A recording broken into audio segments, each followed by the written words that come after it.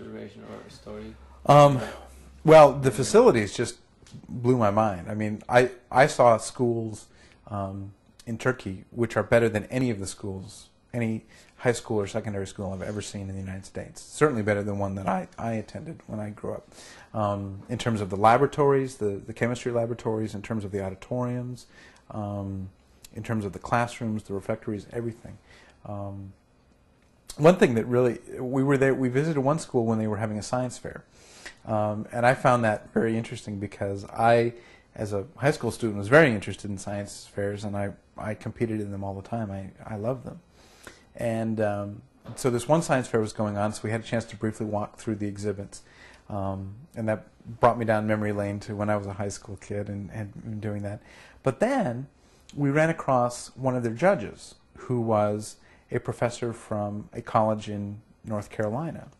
And we were told that this school, because it takes its commitment to education so seriously, they flew in this professor, and I don't recall his name, but they flew him in from, he was from University of North Carolina, Chapel Hill, I do remember that, to come in and judge their science fair.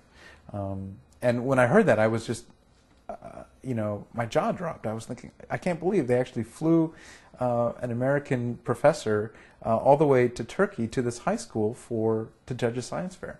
And, you know, I was almost in tears because I thought, you know, these kids are so lucky. They're so fortunate that they have a school system that takes their learning so seriously that they would do that. And the standards I saw were very high. The students were very disciplined, clearly excelling, clearly very bright.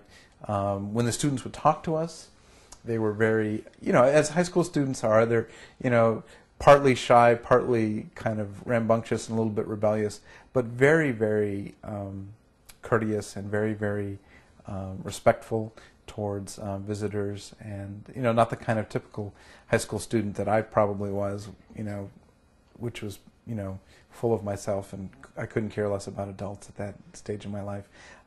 Turkish young men and women are very, very mature for their age, and very serious, very dedicated about learning. And I think I was very pleased to see that these schools exist in Turkey, because I think they set a wonderful example, and I wish more places around the world, including the United States, had schools of that quality.